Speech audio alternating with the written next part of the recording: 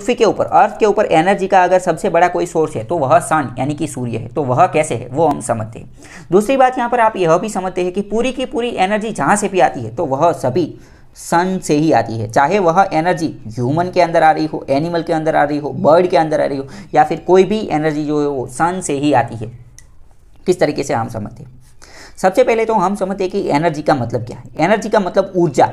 हमारे शरीर को काम करने के लिए, हमारी जो बॉडी है उसको काम करने के लिए कुछ ना कुछ एनर्जी चाहिए। जैसे कि आप इसको एक बाइक या फिर कार के एग्जांपल से समझ सकते हैं। बाइक, कार या फिर मोबाइल के एग्जांपल से। बाइक, कार या मोबाइल को काम करने के लिए क्या चाहिए? तो उसको चार्जिंग चाहिए, इलेक्ट्रिसिटी चाहिए। उसी तरीके से बाइक और कार को क्या चाहिए? तो कि उसको पेट्रोल चाहिए या फिर डीजल चाहिए, वह उसके लिए एनर्जी का काम करते हैं। तो उसी तरीके से हमारी बॉडी को भी एनर्जी चाहिए। हमारी बॉडी को एनर्जी कहाँ से मिलता है? तो कि फूड से मिलता है, वाटर से मिलता है।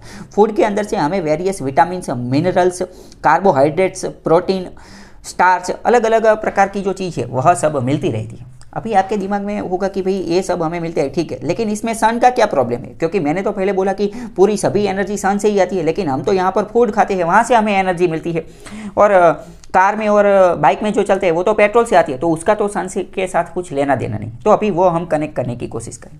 हम जो फूड खाते हैं तो सबसे पहले समझना पड़ेगा कि हम फूड कहाँ से खाते हैं। सबसे पहले हम फूड वेजिटेबल की बात करते हैं।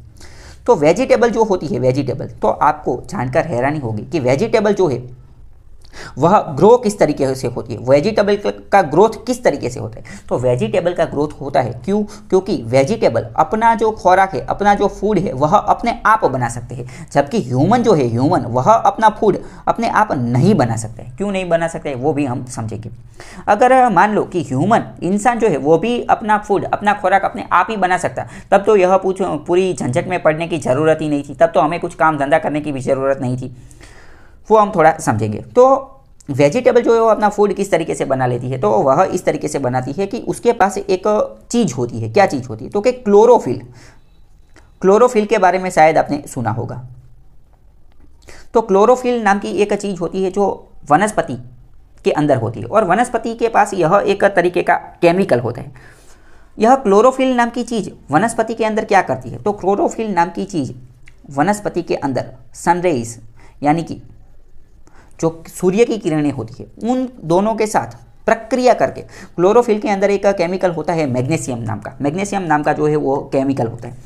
तो क्लोरोफिल एक ऐसी चीज़ है कि जो सन रेज के हाजिरी में, सूर्य प्रकाश की जब प्रेजेंस होती है तो उसके साथ मिलकर एनर्जी जो है वो जनरेट कर सकता है। एनर्जी जो है वो जनरेट कर सकता है। क्लोरोफिल एक ऐसी चीज़ है कि उसके अंदर एक ऐसी ताकत है कि वो सनरेज को एनर्जी में कन्वर्ट कर सकता है और वह एनर्जी एब्जॉर्ब कर सकता है। ह्यूमन के पास क्लोरोफिल नहीं है, इसीलिए हम सनरेज को डायरेक्ट एनर्जी में कन्वर्ट नहीं कर सकते। मान लो कि ह्यूमन के पास भी अगर क्लोरोफिल आ जाए तब हमें कुछ खाना पीना लेने की ज़रूरत नहीं है। हम सनरेज में रहेंगे तभी हमें एनर्जी मिल जाएगी, लेकिन हमारे पास तो यह क्लोरोफिल है नहीं। बहुत सारी एल्गी होती है, एल्गी जिसे हम शैवाल बोलते हैं, या फिर जो पानी के अंदर जो देखने को मिलती है एल्गी, तो उसके पास भी कई बार यह क्लोरोफिल नाम का द्रव्य जो है वो रहता है। तो वो भी सनरेज की मदद से अपना खुराक, अपना फूड, अपनी एनर्जी अपने आप जो है वो बना सकती है।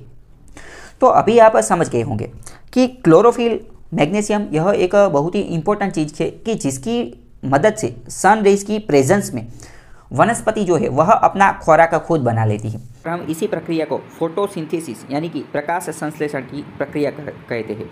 फोटो, यहाँ पर फोटोसिंथेसिस, फोटो का मतलब सन रेज के है, सूर्य की जो किरणें हैं उसके लिए शब्द उपयोग में आता है फोटो, या फिर फोटोन शब्द जो है वो उपयोग में लिया जाता है। फोटोसिंथेसिस एक ऐसी प्रक्रिया है कि जिसमें प्लांट्स यानी कि पौधे जो होते हैं और अदर ऑर्गेनिज्म, यहाँ पर अदर ऑर्गेनिज्म में एल्गी की बात कर रहे हैं, जो क्या करते हैं लाइट एनर्जी को केमिकल एनर्जी के अंदर कन्वर्ट कर लेते हैं। यहाँ पर आप देख सकते हैं कि यह एक प्लांट है। तो प्लांट क्या करता है, सूर्य से आने वाली जो एनर्जी है, सूर्य से आने वाली जो लाइट है उसको एब्जॉर्ब कर लेता है क्लोरोफिल की मदद से, मैग्नीशियम की मदद से और वाटर की मदद से इसको एनर्जी में कन्वर्ट कर लेता है, और यह कार्बोहाइड्रेट के अंदर कन्वर्ट हो जाती है। इसीलिए वनस्पति जो कार्बन डाइऑक्साइड जो है वो भी अपने अंदर लेती है, और कार्बन डाइऑक्साइड ही आगे जाके कार्बोहाइड्रेट्स में कन्वर्ट हो जाता है, और ऑक्सीजन जो है वो वातावरण के अंदर रिलीज होता है। यहाँ पर आप इसका इक्वेशन जो है वो भी देख सकते हैं, क्योंकि छोटी छोटी एग्जाम में कई बार यह इक्वेशन भी पूछा जाता है। इसे फोटोसिंथेसिस का इक्वेशन बोलते हैं। फोटोसिंथेसिस के लिए कौन कौन सी चीज़ें होनी जरूरी है? तो फोटोसिंथेसिस होने के लिए सबसे पहले तो एक कार्बन डाइऑक्साइड होना चाहिए। दूसरे नंबर का चीज़ जो है वो सनलाइट होनी चाहिए। तीसरे नंबर की चीज़ जो है वो H2O यानी कि वाटर होना चाहिए। जब यह 3 चीज़ है तभी फोटोसिंथेसिस हो सकते हैं। तीनों ही चीज़ होनी जरूरी है। ऐसा नहीं है कि सिर्फ सनलाइट आ गई तो काम हो गया, सिर्फ कार्बन डाइऑक्साइड है तो काम हो गया। तीनों चीज़ योग्य मात्रा में होनी जरूरी है। तो जब 6 कार्बन डाइऑक्साइड और 6 H2O यानी कि वाटर मिलते हैं और जब उनके ऊपर सोलर एनर्जी यानी कि फोटोन यानी कि सूर्य की किरणें सनरेज जो है उसके ऊपर गिरती है तो फोटोसिंथेसिस की प्रक्रिया होती है और ग्लूकोज और ऑक्सीजन जो है वो रिलीज होता है। और ग्लूकोज का जो फॉर्मूला है वह है C6H12O6। इसको आप ऐसे याद रख सकते हैं CHO एंड फिर 612 6 12 6 इसी तरीके से। कई बार यह फॉर्मूला जो है वो भी पूछा जाता है। ग्लूकोज जो है वो एनर्जी के लिए बहुत ही इंपॉर्टेंट है, क्योंकि आपने भी देखा होगा कि जब कोई इंसान है, कोई बच्चा है, तो उसके अंदर एनर्जी की कमी हो जाती है, तब उसको ग्लूकोज का पानी जो है पिलाया जाता है। अगर जो समर डेज के अंदर क्या होता है, गर्मी के दिनों में जब वह धूप में खेलता है और उसकी एनर्जी एब्जॉर्ब हो जाती है या फिर उसकी एनर्जी एग्जॉस्ट हो जाती है, जब वह थक जाता है तो अब उसे ग्लूकोज का पानी जो है वो पिलाया जाता है, क्योंकि ग्लूकोज डायरेक्ट एनर्जी और तुरंत एनर्जी देने का काम करता है। तो यह सब बातें आपके दिमाग के अंदर घुस गई होगी। इसी प्रक्रिया को हम फोटोसिंथेसिस प्रकाश संश्लेषण की प्रक्रिया करते हैं। इसमें क्या होता है कि फोटोसिंथेसिस के लिए जो क्लोरोफिल नाम का जो तत्व होता है, जो वनस्पति में पाया जाता है, एल्गी में पाया जाता है, वह कार्बन डाइऑक्साइड और वाटर, इन दोनों की मदद से सनलाइट सन रेज फोटोन की प्रेजेंस में ग्लूकोज और ऑक्सीजन का निर्माण करता है। और जब वनस्पति यह खुराक खुद बना लेती है तो वनस्पति के पास एनर्जी आ गई। तो हम खाना क्या खाते हैं? तो हम तो वेजिटेबल्स खाते हैं। तो वेजिटेबल्स में हमें जो एनर्जी मिलती है वह एनर्जी वनस्पति ने खुद क्लोरोफिल के और सन लाइट के माध्यम से जो प्राप्त की है वही एनर्जी हमें मिलती है। तो अभी आप समझ गए होंगे कि मेन सोर्स हमें जो वेजिटेबल से मिल रहा है वह तो सन से ही मिल रहा है, क्योंकि वेजिटेबल ने वह सोर्स कहाँ से लिया था? तो वेजिटेबल ने वह सोर्स जो है वह सन से लिया था। अभी कुछ लोग बोलेंगे कि नहीं मैं तो वेजिटेबल्स खाता ही नहीं हूँ, मैं तो नॉन वेज हूँ, मैं तो नॉन वेजिटेरियन चीज़ें जो है वो खाता हूँ, चिकन और मटन वह सब मैं खाता हूँ। तो अभी इन लोगों को सन से क्या लेना देना, तो वो हम समझते हैं। तो अभी हमें समझना पड़ेगा कि अगर नॉनवेज में वो कोई भी एनिमल खा रहा है या फिर सी फूड खा रहा है, कुछ भी खा रहा है, चलो मान लो कोई भी खा रहा है, तो यह जो एनिमल और यह जो सी फूड है उसके पास एनर्जी कहाँ से आती है यह देखना पड़ता है। अगर हम एनिमल की बात करें तो इस एनिमल के पास जो एनर्जी आती है, तो एनिमल के पास आने वाली जो एनर्जी है वह भी तो वेजिटेबल से ही आती है ना, क्योंकि एनिमल जो है, फॉर एग्जाम्पल समझो कि हम डियर का एग्जाम्पल लेते हैं या फिर हैन का एग्जाम्पल ले लेते हैं या फिर गोट का या फिर काऊ का, किसी का भी एग्जाम्पल जो है वह ले लेते हैं। तो इन सब के पास एनर्जी कहाँ से आती है? तो यह सब जो है ग्रास खाते हैं यानी कि घास खाते हैं, या फिर कोई और वेजिटेबल्स जो है वो ग्रीन वेजिटेबल्स वह खाने का काम करते हैं, वह जो है वो खाने का काम कर सकते हैं। तो अगर इनडायरेक्टली देखें तो इनके पास जो एनर्जी आती है तो वो भी तो वेजिटेबल से ही आती है, और यही जो वेजिटेबल से जो एनर्जी प्राप्त होती है तो वही तो इसके अंदर ट्रांसफर होती है। तो अभी यहाँ पर यह बात तो कंप्लीट हो गई कि पूरा का पूरा मेन सोर्स जो है, मेन सोर्स वह क्या है? तो कि मेन सोर्स जो है वह तो एनर्जी का क्या है? तो कि यह सन है। सन से कहाँ से? सन से यह एनर्जी ट्रांसफ़र होती है वेजिटेबल में, या फिर कोई ऐसी चीज़ में ट्रांसफ़र होती है कि जिसके पास क्लोरोफिल है, क्योंकि जिसके पास क्लोरोफिल है वह सन से डायरेक्ट एनर्जी ले लेगा, और उसी के अंदर से जो है वो ह्यूमन के अंदर, एनिमल के अंदर या फिर अलग अलग जगह के अंदर यह एनर्जी जो है वो ट्रांसफ़र हो जाती है। अभी साथ साथ मैं आपको एक चीज़ और भी समझा देता हूँ। तो सन के अंदर से यह जो एनर्जी ट्रांसफ़र होती है तो यहाँ पर एक काम करता है लिंडेंस 10% एनर्जी रूल। तो यह क्या है यह भी हम साथ साथ देख लेते हैं। लिंडेन का 10% का एनर्जी ऊर्जा का जो नियम है वह भी यहाँ पर काम करते हैं। यह थोड़ी जल्दी समझ लेंगे क्योंकि इसका इस टॉपिक के साथ लेना देना नहीं। तो हमने देख लिया कि भाई सबसे बड़ा जो सोर्स है वह तो क्या है, सबसे बड़ा and one and only source जो है वह तो है सन। सूर्य के पास बहुत ही ज़्यादा ऊर्जा है। तो सूर्य से जो एनर्जी, लिंडेन नाम का एक साइंटिस्ट था, उसने बोला कि जो मेन सोर्स सन है, सन से जो दूसरा एनर्जी जो लेता है तो वहाँ पर जो एनर्जी ट्रांसफ़र होती है तो वह 100% एनर्जी ट्रांसफ़र नहीं होती है, बल्कि सिर्फ 10% ही ट्रांसफ़र होती है। हर एक टॉपिक के अंदर, हर एक लेवल के अंदर जो एनर्जी ट्रांसफ़र होती रहती है तो वह सिर्फ 10% ही ट्रांसफ़र होती रहती है। आपको यहाँ पर आपने देखा होगा फूड चेन के बारे में। फूड चेन क्या है हम वो समझ लेते हैं कि मान लो कि सन जो है, सन से एनर्जी कहाँ पर ट्रांसफर हुई, तो कि वेजिटेबल के अंदर, वेजिटेबल से कहाँ पर ट्रांसफर हुई, तो मान लेते हैं कि वेजिटेबल से जो है वो डियर के अंदर ट्रांसफर हुई। डियर से कहाँ पर ट्रांसफर हुई, तो डियर को खा गया कौन, तो डियर को खा गया टाइगर, तो टाइगर के अंदर जो है वो ट्रांसफर। तो यह जो लिंडन था, लिंडन ने ऐसा बोला कि यह जो पूरा का पूरा जो ट्रांसफर होने की जो प्रक्रिया है, तो यहाँ पर पूरी एनर्जी ट्रांसफर नहीं होती, क्योंकि सन के पास तो बहुत सारी एनर्जी है। तो वेजिटेबल क्लोरोफिल के माध्यम से सन से एनर्जी ग्रहण करता है। तो क्या वेजिटेबल ने संपूर्ण सन के पास जितनी एनर्जी है वह 100% पूरी की पूरी एनर्जी ले ली है, तो क्या नहीं, उसकी तो उतनी औकात भी नहीं है कि सन के पास जितनी एनर्जी है वह पूरी ले सके। यहाँ पर यह वही वाली बात है कि आप समुद्र को हाथ में लेने की कोशिश करें तो वो तो पॉसिबल है नहीं ना। तो मतलब कि सन के पास जितनी भी एनर्जी है उसमें से वेजिटेबल कितनी एनर्जी लेगा, मान लो कि सन के पास 100 एनर्जी है, 100, तो वेजिटेबल उसमें से सिर्फ 10 एनर्जी ले पाएगा, सिर्फ 10। क्यों, क्योंकि 10%, लिंडन ने ऐसा बोला था कि सिर्फ 10% एनर्जी ही ले पाएगा। अभी डियर जो है, डियर वह इस वेजिटेबल को खाएगा, ग्रास को खाएगा, तो डियर के पास कितनी एनर्जी आएगी, तो इसका 10% होगा 1, तो डियर के पास सिर्फ एनर्जी 1 ही आएगी। एनर्जी, टोटल एनर्जी सन के पास 100 थी, 100 में से 10 वेजिटेबल में ट्रांसफर हुई और इसका 10% है, डियर के पास 1 जो है वो मिली। अभी डियर को कौन खाएगा, टाइगर, तो टाइगर को एनर्जी कितनी ट्रांसफर होगी, तो इसका 10%, तो इसका 10% होगा 0.1। यहाँ पर दूसरी बात यह भी हमें देखने को मिलती है। इसी चीज़ को आप यहाँ पर ग्राफिक के माध्यम से भी समझ सकते हैं। यह जो है पूरा का पूरा सन है, तो सन में से जितनी भी एनर्जी निकलती है तो उसमें से 10% जो है वो यहाँ पर ये ट्रॉपिक, मतलब कि जो वेजिटेबल है, वेजिटेबल उसको मिलती है। मान लो कि वेजिटेबल को 1000 किलो कैलोरी मिलती है, तो उसके अंदर से यहाँ पर सेकंड ट्रॉपिक लेयर, ये जो रैबिट है, तो रैबिट उसको खाते हैं, तो सिर्फ इसकी 10% ही मिलेगी। तो 1000 का जब आप 10% निकालेंगे तो सिर्फ 100 रहेगा, 100 किलो कैलोरी, तो इसको सिर्फ 100 ही मिलेगी। और इसको जो खाने वाला है वो उसको तो इसका भी 10%, यानी कि सिर्फ 10 किलो कैलोरी ही मिलेगी। इस ग्राफिक के माध्यम से आप देख रहे हैं कि ये एनर्जी का पिरामिड है, तो वह नीचे से किस तरीके से हो रहा है, नीचे सबसे बड़ा है और धीरे धीरे जो है वो घटता जा रहा है, मतलब कि डिक्रीजिंग ऑर्डर में है। कई लोग बात करते हैं कि वेज और नॉन वेज, तो अगर इन दोनों की अगर हम कंपैरिजन करें तो एनर्जी हमें सबसे ज़्यादा कहाँ पर मिलती है, अगर देखने की कोशिश करें तो सीधा हिसाब है कि सबसे ज़्यादा एनर्जी जो है वो हमें वेज में मिलती है। क्यों, क्योंकि वेज में जो है वह 10% मिलेगी। अगर हम एनिमल को खाएंगे, नॉन वेज लोग जो है एनिमल खाते हैं या फिर सी फूड खाते हैं, तो उसमें तो उसको तो जो एनर्जी मिलती है तो वो उसका भी 10% हो जाएगा, तो मतलब कि एनर्जी कम मिलती है। आपने कई सारे लोगों को यह भ्रम फैलाते हुए या फिर यह अफवाह फैलाते हुए सुना होगा कि नॉन वेज खाने से ताकत मिलती है, नॉन वेज खाने से एनर्जी ज़्यादा मिलती है। लेकिन लिंडन के हिसाब से या फिर साइंटिफिक तरीके से हम देखें तो पता चलता है कि ऐसा है नहीं, बल्कि असल में तो क्या है, वेज खाने से एनर्जी ज़्यादा मिलती है, नॉन वेज में एनर्जी कम मिलती है, लिंडन के नियम के अनुसार। दूसरी बात यहाँ पर यह भी क्लियर करना जरूरी है, लेकिन फिर भी कुछ लोग नॉन वेज को प्रीफर करते हैं। फिर कई बार आपने ऐसा भी बोला होगा कि कई बार तो डॉक्टर लोग जो होते हैं, डॉक्टर लोग भी सजेस्ट करते हैं कि आपको नॉन वेज खाना चाहिए।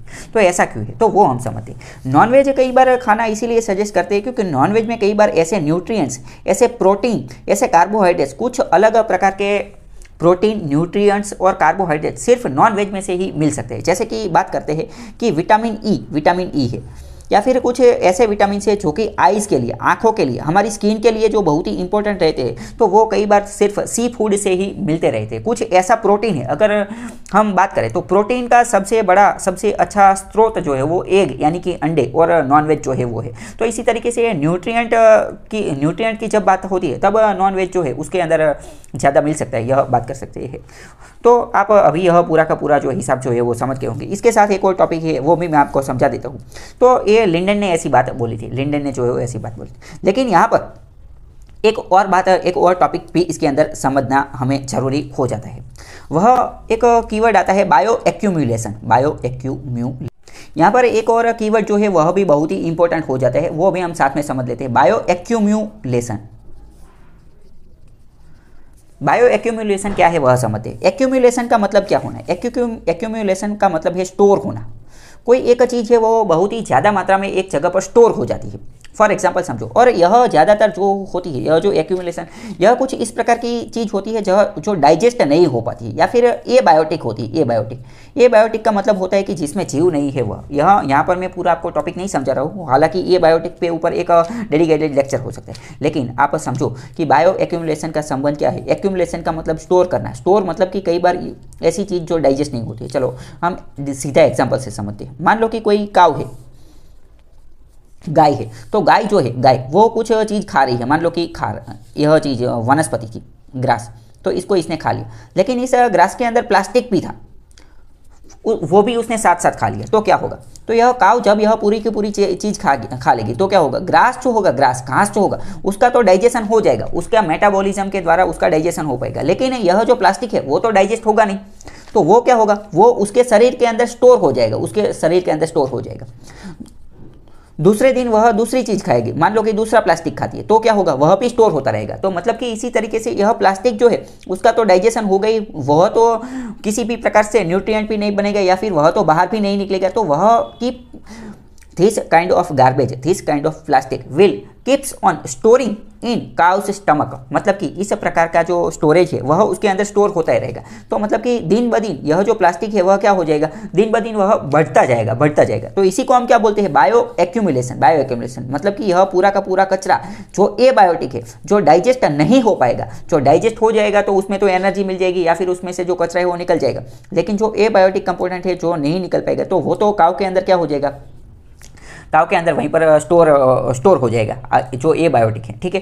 तो इसी को हम क्या बोलते हैं? बायो एक्यूमुलेशन, मतलब कि वह अपने आप में वह कचरा जो है स्टोर होता रहता है, स्टोर होता रहेगा। और तो लिंडेन का जो रूल था उसी के अंदर हम थोड़ा आगे बढ़ते हैं। तो लिंडेन ने क्या बोला? लिंडेन ने ऐसा बोला कि अगर यह बायो एक्यूमुलेशन होता है कुछ जहर का, या फिर मान लो कि जो एबायोटिक कंपोनेंट होता है उसका जो बायो एक्यूमुलेशन होता है, तो बायो एक्यूमुलेशन के अंतर्गत जब एक टॉपिक से दूसरे टॉपिक में, यानी कि एक चेन से दूसरी चेन में जब जाता है, तब यह जो यहाँ लिंडेन ने ऐसा बोला कि इसमें जो यह कम होता था, लेकिन अगर वह एबायोटिक कंपोनेंट है तो यह 10 गुना ज़्यादा हो जाएगा, 10 गुना ज़्यादा। मतलब कि समझो, वेजिटेबल के अंदर जहर है, वेजिटेबल के अंदर पेस्टिसाइड डाल दिया है, तो पेस्टिसाइड तो वह वेजिटेबल के ऊपर जितना असर करेगा उससे ज़्यादा असर किसके ऊपर करेगा? डियर के ऊपर, जो उसको खाने वाला है उसके ऊपर 10 गुना ज़्यादा असर करेगा। यहाँ पर दूसरी बात समझते हैं। मान लो कि एक रेट है, रेट ने कोई पॉइजन खा लिया, कोई जहर खा लिया, तो रेट के ऊपर जितना असर करेगा उससे 10 गुना ज़्यादा असर किसके ऊपर करेगा? तो उससे 10 गुना ज़्यादा असर स्नैक के ऊपर करेगा, अगर मान लो स्नैक उसे खाता है तो यही लिंडेन का रूल है। लिंडेन का रूल जो 10% का रूल है, वह 10% के साथ साथ 10 गुना, यानी कि 10 गुना रूल भी उसी के ऊपर लागू होता है। मतलब कि अगर कोई एक चीज़ किसी एबायोटिक चीज़ को या फिर बायो एक्यूमुलेशन वाली कोई चीज़ को खा लेता है, तो उसके नीचे का या फिर उसके ऊपर का जब उसे खाता है तो उसके ऊपर उस जहर का असर कितना होगा? सबसे ज़्यादा होगा। दूसरी बार वही रेट का ही एग्जांपल लेते हैं, तो रेट ने मान लो कि पॉइजन खा लिया, तो रेट को जितनी असर होगी उससे ज़्यादा असर किसको होगी? रेट को खाने वाले को होगी, रेट को खाने वाले को। और इसीलिए आपने देखा होगा कि ये जूनोटिक डिसीज और यह सब जो है वो होता रहता है। तो यह सब पूरी की पूरी अलग बात ही, अभी तो इसके ऊपर ज़्यादा बात करते नहीं। तो यह जो सबसे ज़्यादा असर होती है, यह जो ज़्यादा असर होती है, इसे हम क्या बोलते हैं? यह जो ज़्यादा असर होती है ना, इसे बोला जाता है bio magnification. Bio magnification, magnification का मतलब क्या है? मैग्निफिकेशन शब्द जो है वो मैग्नीफायर से आया है। मैग्नीफायर का मतलब क्या है? मैग्नीफायर का मतलब वो जो कांच होता है ना, वो इस तरीके से कांच आता है।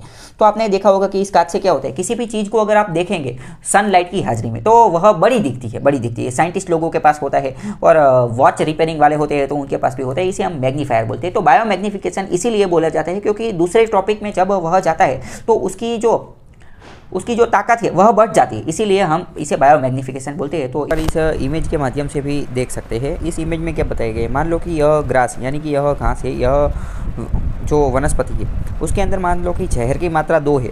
तो जब, और यह जो जहर है वो क्या है? मान लो कि यह जो जहर है वह एबायोटिक है, एबायोटिक। जब इस वनस्पति से यह जहर जब इस मछली के अंदर जाएगा तो इस जहर की मात्रा दुगनी हो जाएगी। तो वहाँ यहाँ पर 2 थे तो यहाँ पर कितने हो गए?